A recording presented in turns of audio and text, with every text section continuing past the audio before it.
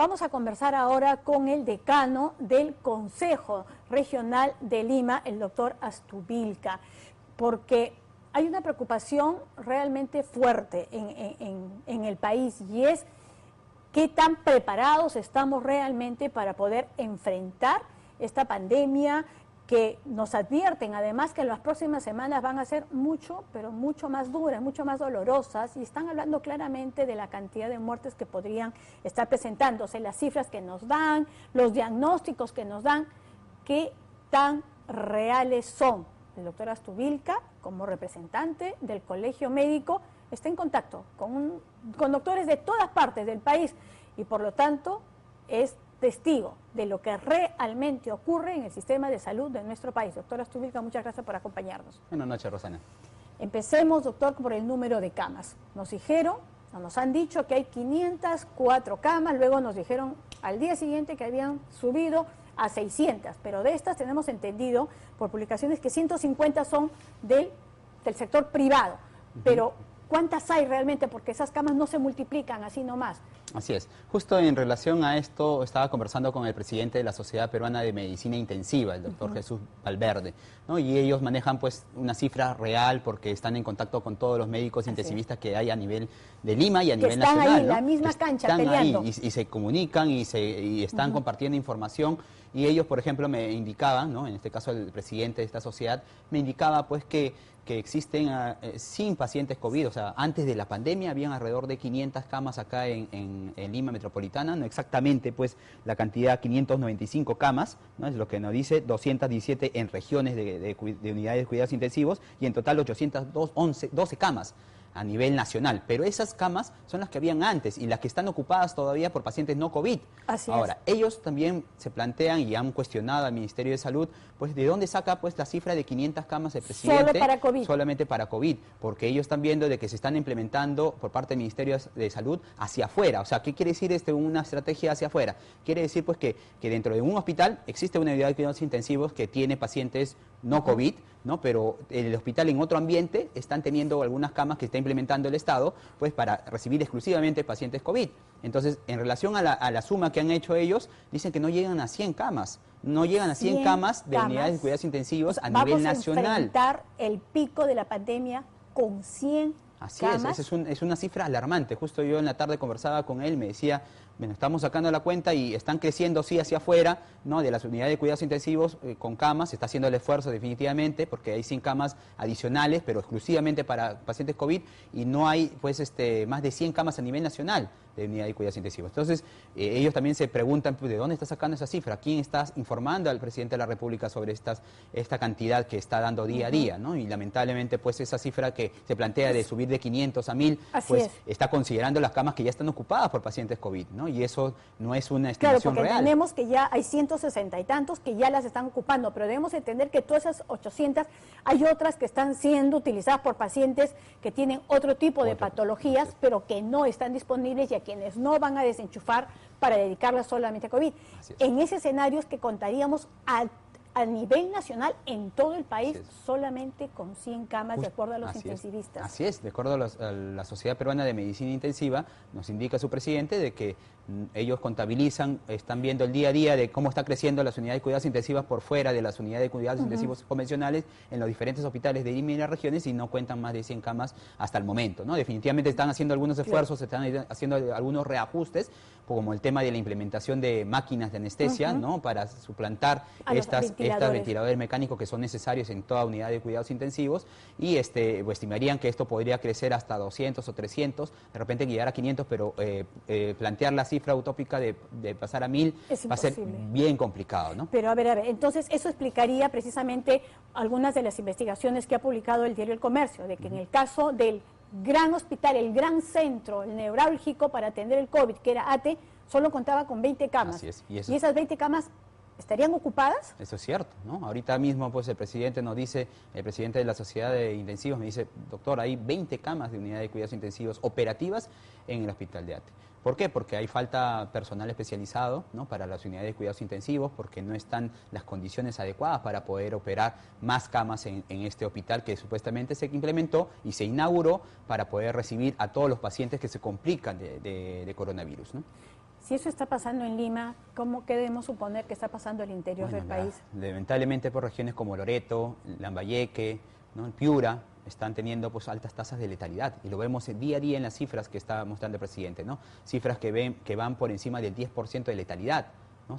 A pesar de nuestro promedio nacional que es alrededor de 2%, ¿no? Eso está variando día a día, pero son altas tasas de letalidad que reflejan de que los hospitales de referencia en esas regiones lamentablemente no cuentan con la cantidad suficiente de ventiladores mecánicos, ¿no? ¿Qué tal si vemos precisamente de eso? Nosotros hemos tenido acceso a imágenes que han estado circulando del Hospital de Lambayeque y del Hospital Santa Rosa de Piura, que es al que se ha destinado precisamente el tema del COVID. ¿Qué tal si tenemos estas imágenes que advertimos, pueden herir susceptibilidades, porque advertimos que son imágenes realmente fuertes, que tienen que ver precisamente con la mortalidad que está ocasionando este virus? Esa, por ejemplo, este es uno de los hospitales de Lambayeque. Ese hospital de Lambayeque, como usted puede ver, es un ingreso a la zona. Entendemos que es un video que fue grabado por un paciente, o por un paciente no, por un familiar que estaba buscando precisamente el cuerpo de su familiar que había fallecido. Y esa es la cantidad de cuerpos que están así acumulados en las salas. Y esto es Piura, este es los exteriores del Hospital Santa Rosa en Piura. Por lo menos en el caso de Piura, entendemos que han buscado una zona en la carretera Paita para poder llevar hasta allá los cuerpos y poder enterrarlos. Pero en el caso de Lambayeque, incluso han enviado algunas imágenes que las están enterrando cerca a unas urbanizaciones o cementerios. ¿Qué esperanzas podemos tener? ¿Cómo podemos enfrentar esto? Bueno, de todas maneras el presidente de la República todos los días nos da optimismo con su mensaje, está bien, es su rol, definitivamente saludamos que esté pero también tomando exigimos decisiones. Transparencia. Así es, necesitamos también que... Respetamos su valor, respetamos que es el capitán al frente del barco, pero también demandamos transparencia en las cifras. Sí es. No, o sea, definitivamente las cifras que maneja él son las cifras oficiales, son las cifras oficiales no, pero institucionales, pero no las reales. Claro, no las reales, así es. Son cifras oficiales, es cierto, porque lo recoge con la data del Ministerio de Salud, ¿no? Pero no son las cifras reales, ¿no? Hay que sincerar un poquito más el tema y vamos a ir sincerando más estas cifras a medida de que hayan mayor cantidad de pruebas que se realicen. Sí, pero que también es otro tema. Ventiladores. ¿Con cuántos ventiladores contamos para salvar vidas en los casos extremos, doctor? Claro, a ver, la cifra que nos da la Sociedad Peruana de Medicina Intensiva es de 738 ventiladores mecánicos en Lima, 172 en regiones y 910 a nivel nacional. O sea, también esta situación sin considerar los COVID. Considerando estas unidades de cuidados intensivos que quedan para COVID, más de 100 también, ¿no? O sea, ventiladores mecánicos, que se están sumando, me indican pues que se están sumando estos ventiladores mecánicos de alta generación que están destinados para pacientes críticos que no eran COVID, se están destinando y tienen la estrategia el MINSA de reemplazarlos por otros ventiladores que no son de alta generación, los que se están fabricando, produciendo acá en nuestro país como iniciativas de la Marina Naval, de Guerra, ¿no? de las universidades nacionales, como la Universidad Católica. Esos ventiladores que se están haciendo acá en nuestro país no son de alta gama, o sea, son ventiladores que pueden tener alguna función, de hecho que tienen una función de soporte ventilatorio, pero no son suficientes para poder manejar pacientes críticos de larga estancia.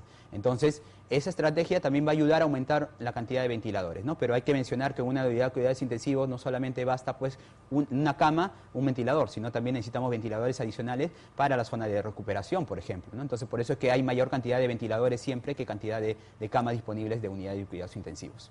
¿Qué debemos esperar en las próximas semanas? Usted también como experto precisamente en este tema de las epidemias y las infecciones, después de saber que tenemos una cifra de contagios que ya está bordeando los 16.000, ¿no es cierto? Y que deben haber empezado ya hace algunas semanas, ya estos próximos días son el desenlace precisamente de todos esos contagios. No, bueno, no son los 16.000, obviamente, se sabe que hay un 80-85% que, bueno, lo pasa en su casa, tiene esos malestares y se lo pasa, pero sí hay un 15% entre hospitalizados y una letalidad del 3 o 4% en el mejor de los casos. Así es, ¿no? Bueno, no podemos tener la seguridad, la certeza de decir, pues, esto va a llegar a la cima de la cantidad de casos en una fecha determinada, ¿no? Hay estimaciones matemáticas, hay modelamientos, hay estimaciones epidemiológicas que se hacen en función de la cantidad de casos que hay día a día y del crecimiento que estamos teniendo en cuanto a infectados y en cuanto a fallecimientos. Hay que mencionar, pues, que esto va a seguir aumentando, ¿no? Se están sincerando cada vez más las cifras, porque hay mayor cantidad de pruebas, sin embargo todavía no son suficientes, ¿no? Hay que adquirir y además implementar la ejecución de estas pruebas diagnósticas moleculares, las pruebas rápidas, ¿no? A nivel nacional, para poder tener un número más exacto de cuántas personas están infectadas y cuántas personas están falleciendo por el COVID. Sí, es cierto, pero también hay otra cosa que no se está implementando y tiene que ver con estos hospitales que para atenderte te exigen el certificado COVID. Uno puede llegar, como ha pasado con el ex congresista, con toda la sintomatología, le está faltando el aire, está súper mal, no te atiendo, necesito que me des tu certificado de COVID. Cuando las pruebas están demorándose hasta 10 días o 6 días para que te los den en los moleculares y en los rápidos, pueden haber falsos negativos, como ocurrió precisamente con este señor. Tenemos el caso del padre de la periodista Milagros Salazar. Entonces, ¿dónde está esa falta de criterio como para no establecer pautas distintas como la sintomatología o el cuadro clínico? Así es, ¿no? Nosotros como Colegio Médico siempre hemos recalcado y hemos hecho énfasis en que no solamente basta con el tema de la positividad a la prueba diagnóstica, ¿no? Incluso la molecular, si me da positiva, también tiene una posibilidad de errar, ¿no? Y la rápida, mucho más aún, ¿no? Se habla de una sensibilidad de 50-60%. Entonces, lo que tiene que primar es el criterio integral, el criterio clínico, el criterio epidemiológico, el criterio radiológico y laboratorial. Entonces, esos son los criterios que tienen que primar para poder derivar oportunamente a un paciente. Sin embargo, pues entendemos que mucho personal de salud, al no tener ese apoyo, ¿no? Porque definitivamente para el criterio radiológico y laboratorial necesitas tener pruebas rápidas y que se realicen pues realmente de manera oportuna, y además las pruebas moleculares, lamentablemente la escasez de estas pruebas hacen de que el paciente no sea derivado oportunamente, ¿no? No, además teniendo el número tampoco tenemos los laboratorios que los puedan procesar rápidamente. O sea, la verdad ha desnudado de una manera terrible la situación del sistema de salud. Hay otro punto que ha salido hoy. La señora Molinelli ha anunciado que va a contratar a médicos venezolanos y ha generado toda una reacción negativa o adversa de parte de los colegios médicos. Yo desde mi sitial de ciudadana común y corriente no logro todavía entender por qué esa negativa de parte de los colegios. O sea, los necesitamos, ¿por qué no incorporarlos? Sí, es bueno explicar esta situación porque no es nada sencilla quizás para la población en general. Nosotros como colegio médico estamos a favor de que los médicos que sean peruanos o extranjeros apoyen en esta epidemia, ¿no? En esta pandemia. Definitivamente hemos visto que hay una brecha o un déficit de personal, de médicos generales y de médicos especialistas, ¿no? Sin embargo, nosotros tenemos ahorita mismo disponibles varios médicos generales, o sea, cientos de médicos generales y cientos de médicos especialistas, son de 5.000 hasta 9.000 en enfermeras, entonces no los van a cubrir. No, bueno, sí podemos cubrirlo con la cantidad de médicos, con la cantidad de médicos que tenemos ahorita actualmente. Ahorita tenemos 3.500 médicos generales, ¿no? Y alrededor de 1.500 médicos especialistas que, por ejemplo, porque no han hecho serums, no podían laborar por el Estado. Ya se eximió ese requisito. Pero si se puede encontrar alguno venezolano que tiene algunos años de experiencia en la cancha, en hospitales, porque tampoco no puede ser bienvenido. Está muy bien. Nosotros no estamos en contra de la llegada de médicos extranjeros que puedan aportar.